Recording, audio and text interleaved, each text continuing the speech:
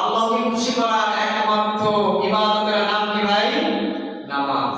আল্লাহ রাব্বুল আলামিন নামাজ এর মাধ্যমে বান্দার সঙ্গে আল্লাহর সুসম্পর্ক তৈরি হয়। যেই সুসম্পর্ক তৈরি হয় সেই সম্পর্কটা আমাদের গভীর করার দরকার আছে না নাই?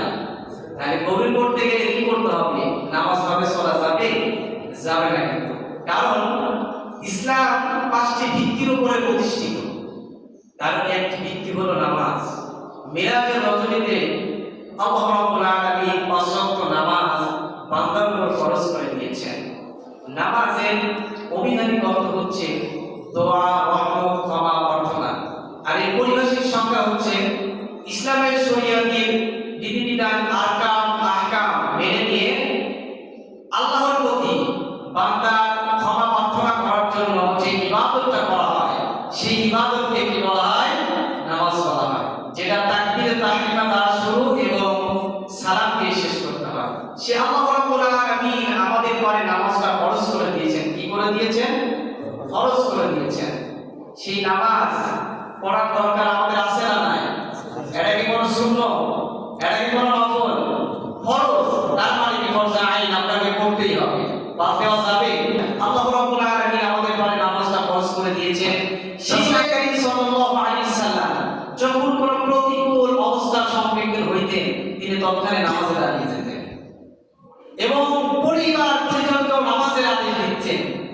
আল্লাহ রাব্বুল আলামিন সুন্দর করে জানিয়ে দিচ্ছেন, ওয়া'মুর আহলাকা বিস-সালাতি ওয়াসতাবির আলাইহা লা তাসআলুকা রিজকান নাহনু নারযুকুক ওয়াল আকিবাতু লিত-তাকওয়া। এবং তোমার পরিবার পরিজনকে নামাজের আদেশ দাও। আল্লাহ রাব্বুল আলামিন বলেন যে আমি তো তোমাদের থেকে কোনো জীবন করণ চাই না, আমি তোমাদের জীবন করণ দিই।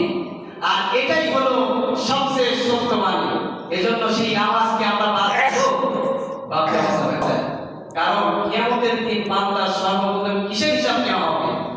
আউয়ালু মা ইউহাসাবু বিহিল আবদু ইয়াউমাল কিয়ামা।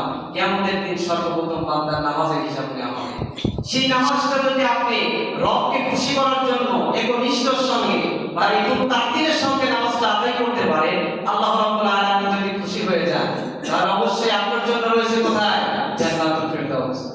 সূরা বুরুজের মধ্যে আল্লাহ পাক জানিয়ে দিচ্ছেন, ইন্নাল্লাযীনা আমানু ওয়া আমিলুস সালিহাতি লাহুম জান্নাতুন তাজরি মিন তাহতিহাল আনহার। যারা ঈমান এনেছে, সৎ কর্ম করেছে, অবশ্যই তাদের জন্য রয়েছে কি? সুখময় জান্নাতুল ফিরদাউস। সুবহানাল্লাহ। তাই সেই জান্নাতে আমরা যেতে চাই কি চাই না?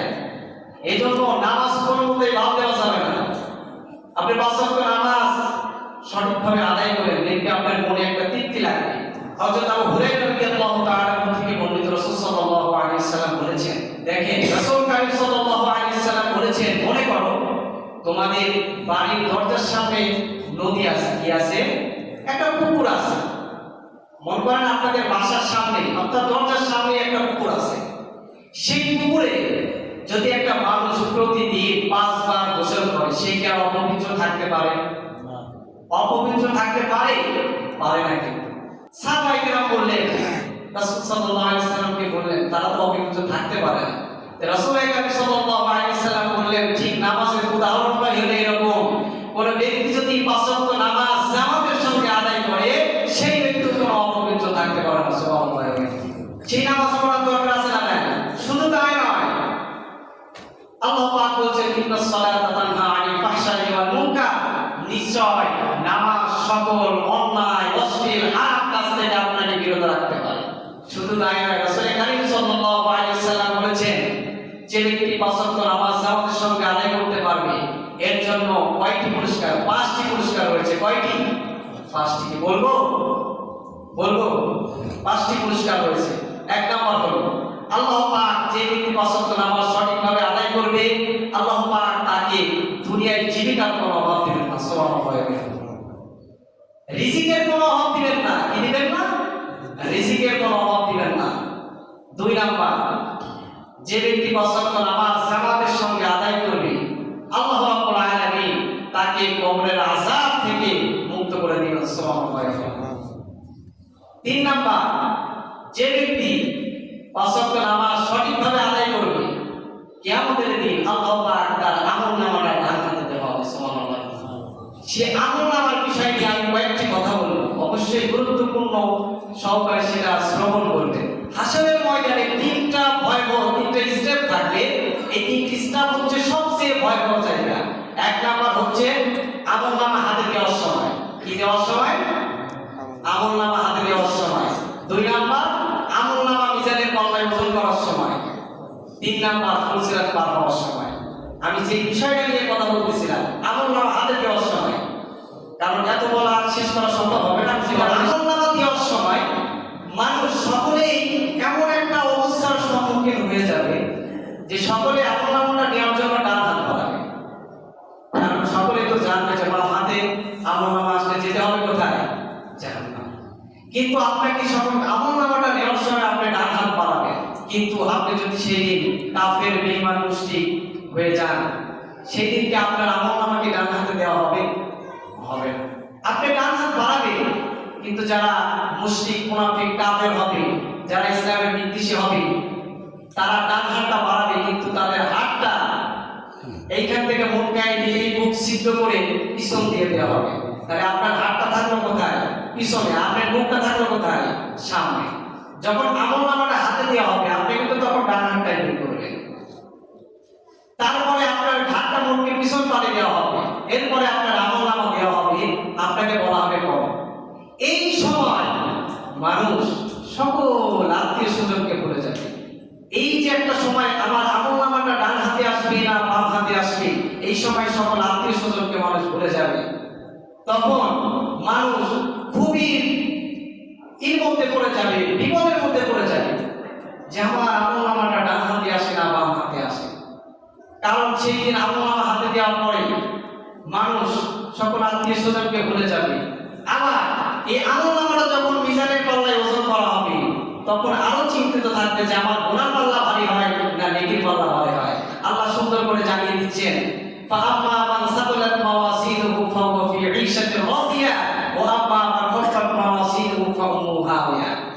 যার গুনার পাল্লা চাই নেকির পাল্লা বেশি হবে সে লাভ করবে কোথায়? সুখময় জান্নাতুল ফেরদাউস। সুবহানাল্লাহ।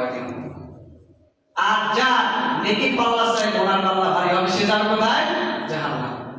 এই যে একটা সময় আসার সময় মানুষ এইটাই চিন্তা করবে যে আমার আমলনামা ডান হাতে আসে না বাম হাতে আসে, না আমার গুনার পাল্লা ভারী হয় না নেকির পাল্লা ভারী হয়।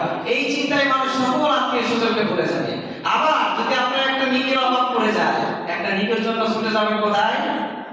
একটা নেকির জন্য ছুটে যাবেন আত্মীয় স্বজনের কাছে, কিন্তু আপনাকে কি নেকি দেবে? দেবে নাকি?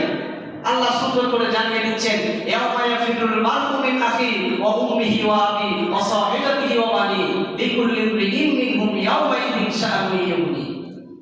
আপনার একটা নেকির জন্য আপনি ছুটে যাবেন বাবা মায়ের কাছে, আপনার থেকে পলায়ন করবে। আপনার ছেলের কাছে যাবেন, আপনার ছেলে পলায়ন করবে। মায়ের কাছে যাবেন, মা পলায়ন করবে। এক কথায় এমনি সকল মানুষের কাছে যাবেন, সকলেই আপনার থেকে পলায়ন করবে। কেন পলায়ন করবে? যদি আপনি একটা নেকি তাদের কাছে চেয়ে বসেন।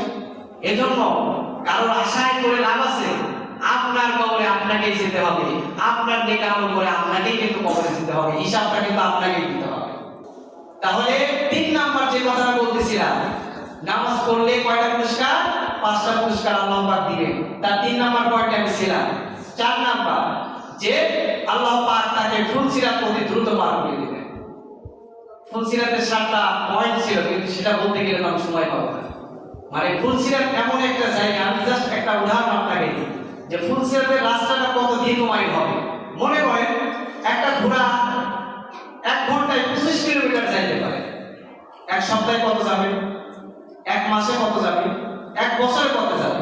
এইভাবে যদি 30,000 বছর যদি ওই ঘোড়াটা অতিক্রম করে ছুটে চলে কত মাইল যেতে পারবে কল্পনা করা যায়? ফুলসিরাতের রাস্তাটা হবে তার চাইতে বেশি, হীরার চাইতে বেশি ধারালো হবে, চিকন হবে, অমাবস্যা রাত হবে। ফুলসিরাতের পারে অনেক মানুষ জমা হয়ে থাকবে, তারা পার হতে চাইবে না। ফেরেশতারা তাদেরকে আগুনের চাবুক দিয়ে পিটায় পিটায় তাদেরকে পার হতে বলবে। যারা নাফার বেঈমান কাফের মুশরিক আল্লাহর আইন মানে নাই, ইসলাম অনুযায়ী চলে নাই, তারা ওই কাফেরদের, তারা ওই ফেরেশতাদের ভয়ে পার হতে যাবে, তখন ছুটে ছুটে কোথায় করবে? জাহান্নামের আগুনে পড়বে। এজন্য ভাই ও বাবাজিরা, আল্লাহ রাব্বুল আলামিন আমাদেরকে যে দুনিয়াতে প্রেরণ করেছেন অবশ্যই একটা উদ্দেশ্য নিয়ে কিন্তু প্রেরণ করেছেন।